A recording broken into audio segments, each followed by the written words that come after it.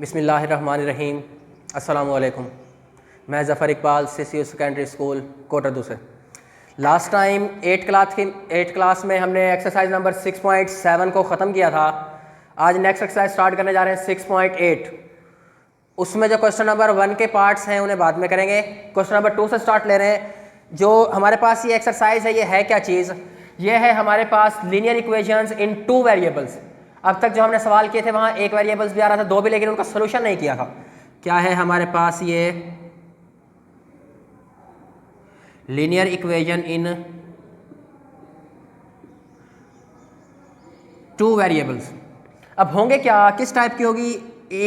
ax plus by is equal to c। a means और b means यहाँ पे कोई लिटरल है या फिर उसका कोफिशिएंट कह लें उसे। x और y जो है यहाँ पे ये वेरिएबल है। लीनियर्स मीन्स क्या होगा कि जो वेरिएबल्स होगा, हमने पहली एक्सरसाइजों में डेफिनेशन पढ़ी थी कि एक ऐसी इक्वेशन जिसके अंदर वेरिएबल की पावर 1 हो। क्या हो जी? Power of variable is 1 is called linear equation in, उसे कहेंगे लीनियर इक्वेशन। अब वेरिएबल्स अगर 1 होगा तो इन 1 वेरिएबल, वेरिएबल 2 होंगे तो इन 2 वेरिएबल्स, वेरिएबल्स 3 होंगे तो इन 3 वेरिएबल्स। अब करना क्या है, हमने इन इक्वेशंस के सॉल्यूशन सेट मालूम करने हैं। अब हमारे पास ये जो इक्वेशन आती है, जैसे मैंने ये इक्वेशन लिखी है, ये एक लाइन की इक्वेशन है। इसके डिफरेंट सॉल्यूशंस हो सकते हैं हमारे पास, एक या एक से ज़्यादा सॉल्यूशन हो सकते हैं। सॉल्यूशन मीन्स कोई ऐसी x और y की वैल्यू हो। क्या चीज़? कोई ऐसी x और y की वैल्यू जो इस इक्वेशन को सेटिस्फाइड करा दे। यानी यहाँ पे आप x की जगह पे x की वैल्यू लिखें, y की जगह पे y की लिखें और इसको सॉल्व करें तो दोनों साइडों का जो आंसर है वो इक्वल आ जाए, तो हम उसको इस इक्वेशन के सोल्यूशन कहेंगे। अब वो सोल्यूशन 2 भी हो सकते हैं, 3 भी, 4 भी, या इससे ज़्यादा भी हो सकते हैं, या 1 भी हो सकता है। तो हमने यहाँ पे इस एक्सरसाइज के अंदर यही काम करना है कि जो वो इक्वेशंस दे रहा है उनके डिफरेंट सॉल्यूशंस फाइंड आउट करने हैं। फाइंड आउट करने का तरीका क्या है? हमारे पास x या y दोनों में से एक वैल्यू को 0 ले लेना है। x को 0 लेके सवाल के अंदर पुट कर दें, y की वैल्यू आ जाएगी। y को 0 लेके पुट कर दें तो x की वैल्यू आ जाएगी और हमारे पास सोल्यूशन सेट पूरा बन जाएगा कि x की हमने वैल्यू खुद ली थी और y की सॉल्व करके आ गई। इसी तरह से सवाल स्टार्ट करते हैं। क्वेश्चन नंबर 2 वो कहता है 2x plus y is equal to 3। इसके हमने सोल्यूशंस मालूम करने हैं। 2 सोल्यूशंस,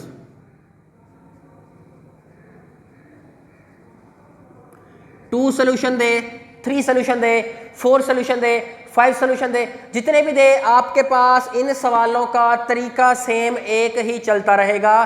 तो आपने उसको सिर्फ वही पुट करते हुए उसको हल कर लेना है। इसके 2 सोल्यूशंस मालूम करने हैं। वो क्या कहता है? 2x plus y is equal to 3। अब मैंने आपको क्या कहा कि ये लीनियर इक्वेशन आ गई। देखिए x और y की पावर जो है वो 1 है। अब इसका सोल्यूशन फाइंड आउट करना है। उसके लिए हम क्या करेंगे? या x को 0 ले लेंगे या y को। अब बुक के आंसर्स के लिए हमें जो उसने सॉल्व किए वो x को 0 लेके किया, तो हम वैसे ही चलते हैं। अदरवाइज अगर आप 0 को भी y को 0 ले लेंगे तो नो प्रॉब्लम। अब मैं यहां पे लिखता हूं put x is equal to 0, यानी कि 2 इंटू एक्स की जगह पे 0 plus y is equal to 3। 2 0 जार 0 plus y is equal to 3। तो y की वैल्यू आ गई 3 और x की वैल्यू इस सोल्यूशन के हमने क्या ली थी? 0।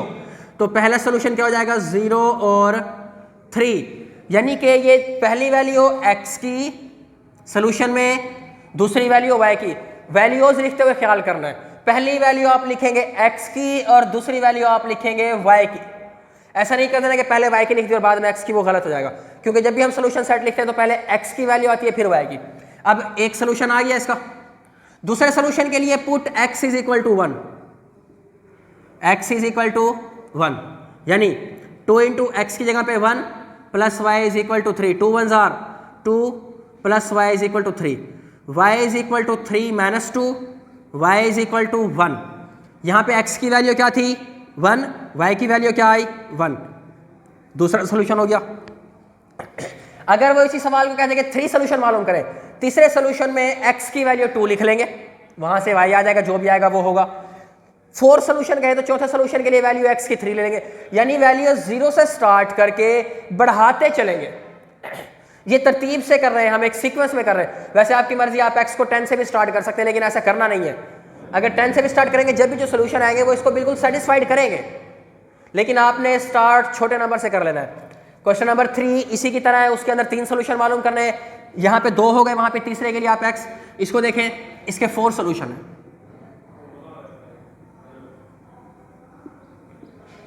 4 सोल्यूशन मालूम करते हैं जी। तो पहले सोल्यूशन के लिए x is equal to 0, start से स्टार्ट करते हैं। तो y is equal to 2 into x की प्लेस पे 0, y is equal to 2 0 are 0, x भी 0 और y भी 0, पहला सोल्यूशन। दूसरा x is equal to 1, y is equal to 2 into 1, y is equal to 2 1 are 2, यहाँ पे x 1 था और y 2, दूसरा सोल्यूशन आ गया। थर्ड के लिए x is equal to 2, y is equal to 2 into 2, 2 2 are 4, यहाँ पे x 2 था और y 4, 3 सोल्यूशन हो गए। चौथे सोल्यूशन के लिए x is equal to 3, equation क्या थी, y is equal to 2 into x की जगह पे 3, y is equal to 2 3 are 6, x 3 था और y 6, 4 सोल्यूशन हो गए। अगर 5 कह दे तो फिर x is equal to 4 put कर लेंगे, यानी जितने सोल्यूशन वो कहेगा हम उसी तरतीब से सवाल के अंदर वैल्यू उसको पुट कराते जाएंगे और सॉल्व करवाते जाएंगे। तो हमारे पास सोल्यूशन आते रहेंगे। सोल्यूशन लिखते हुए इस बात का ख्याल रखना है, पहले वैल्यू x की फिर y की, पहले x की फिर y की, पहले x की फिर y की। ये थे वो इक्वेशंस दे रहा था, हमने सोल्यूशन मालूम किए। नेक्स्ट क्वेश्चन नंबर 5 जो है हमारे पास, उसके अंदर उसने सोल्यूशन खुद दिया हुआ है। देखें, इज 1 और 2 यानी x की वैल्यू 1, y की वैल्यू 2, क्या ये सोल्यूशन सेट है x plus y is equal to 3, या फिर 2x plus 7y is equal to 16, यानी ये इन दोनों में से किसका सोल्यूशन सेट है, इसका है या इसका है। यहां पे हम क्या करते थे, x की वैल्यू पुट करके y की निकाल ली, यहां x और y दोनों वैल्यूज आ गई, हम क्या करेंगे, इसको इक्वेशन के अंदर पुट करेंगे। अगर इक्वेशन के दोनों साइड्स का आंसर इक्वल आ गया तो हम लिख देंगे कि is a solution of set, अगर इक्वल नहीं आता तो हम लिख देंगे it is not a solution.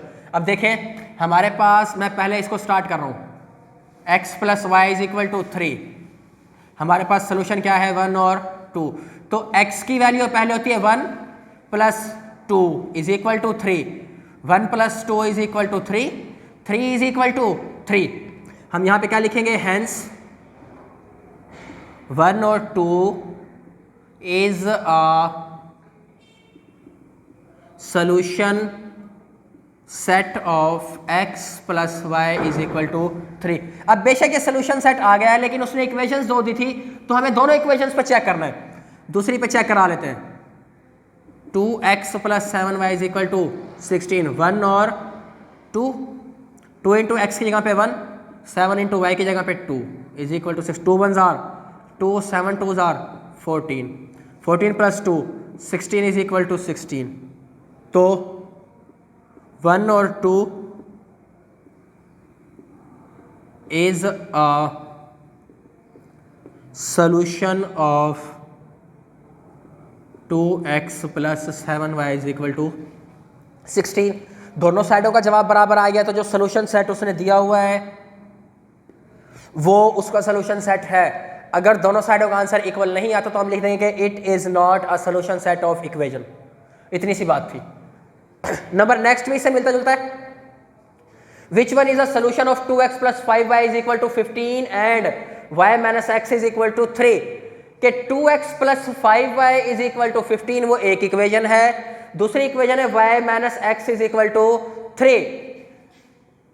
वो कहता है आप बता दें कि इन दोनों इक्वेशंस में से कौन सा किसका सोल्यूशन सेट है। अब देखें, हम पहले जिस इक्वेशन को मर्जी ले लें, नो इशू, लेकिन चेक दोनों करेंगे, हो सकता है दोनों हो या दोनों ही ना हो।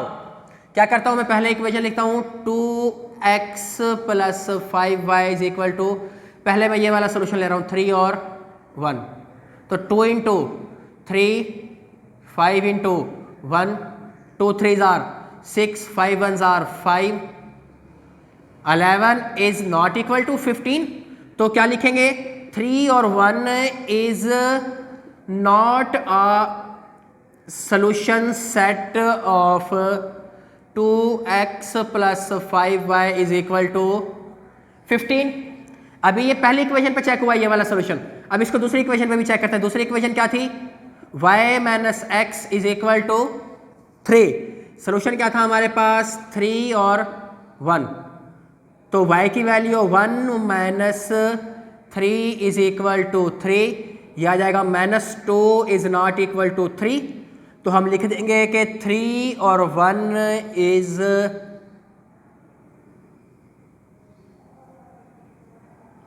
Not a solution set of y minus x is equal to 3।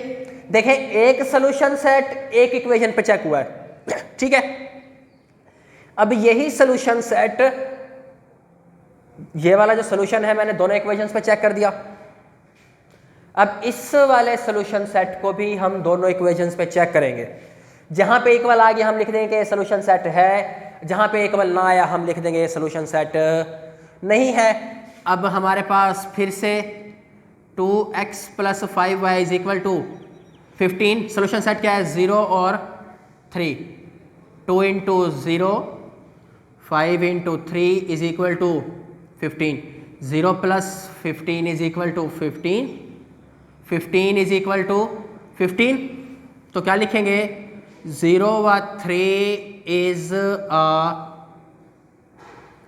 solution set of 2x plus 5y is equal to 15। यानी 3 और 1 नहीं था दोनों इक्वेशंस का, लेकिन 0 और 3 पहली इक्वेशन का हो गया है। दूसरी का चेक कर लेते हैं। y minus x is equal to 3। Solution क्या है हमारे पास, 0 और 3। 3 minus 0 is equal to 3। 3 minus 0, 3 is equal to 3। तो 0 व 3 is a solution set of y minus x is equal to 3। यानी 3 और 1 जो है वो दोनों इक्वेशंस का सोल्यूशन सेट नहीं है। क्यों नहीं है, क्योंकि जब हमने वैल्यूज को पुट किया तो दोनों साइडों का आंसर सेम नहीं आ रहा। लेकिन हमारे पास जो 0 और 3 है वो दोनों इक्वेशंस का सोल्यूशन सेट है, क्योंकि वहां पे जब हमने उसको सॉल्व किया तो वो आंसर सेम दे रहा है। क्या करना है, इस एक्सरसाइज के 2 सवाल छुड़वाए हैं वो आपने खुद करने हैं। सेम यही 2 सॉल्यूशंस कहे, 3 सॉल्यूशंस कहे, 4 सॉल्यूशंस कहे, 5 कहे, आपने वैल्यू स्टार्ट कर लेनी है x इज इक्वल टू 0 से। पहला solution x is equal to 1, दूसरा x इज इक्वल टू 3, चौथा सोल्यूशन। इसी तरह से जितने सोल्यूशन वो कहता है आप वैल्यूज को पुट करके कैलकुलेट करके उतने ही सोल्यूशन सेट मालूम कर लें, ये आपके पास उसके आंसर आते रहेंगे। अगर वो सोल्यूशन सेट देता है और पूछ आपसे लेता है क्या ये सोल्यूशन सेट इस इक्वेशन का है या नहीं है, तो आपने क्या करना है, जो सोल्यूशन सेट है उसके अंदर पहली वैल्यू x की होती है और दूसरी वैल्यू y की होती है, तो आप उसको पुट कर लें। दोनों साइडों का आंसर अगर इक्वल आता है तो वो सोल्यूशन सेट है, अगर दोनों साइडों का आंसर इक्वल नहीं आता तो वो सोल्यूशन सेट भी नहीं है। ये हमारे पास हमारा आज का लेक्चर था। एक्सरसाइज थी 6.8। 6.8 का पहले सवाल के अंदर इक्वेशंस बनानी है, वो सवाल नहीं कराया गया, उसको आप फिलहाल स्किप कर लें, बाद में देखी जाएगी। बाकी जितने भी सवाल हैं 2, 3, 4, 5, 6, 7 ये सारे के सारे सवाल आपने अपनी होमवर्क वाली नोटबुक पर अच्छी तरह से लिखने भी हैं, और लिखने के बाद आपने इनकी अच्छी तरह से प्रैक्टिस भी करनी है। जल्द ही आप लोगों की टर्म स्टार्ट कर रहे हैं, तो उसमें इंशाल्लाह जितना छोटा चैप्टर पढ़ा हुआ होगा ये सारे का सारा शामिल होगा। Thank you.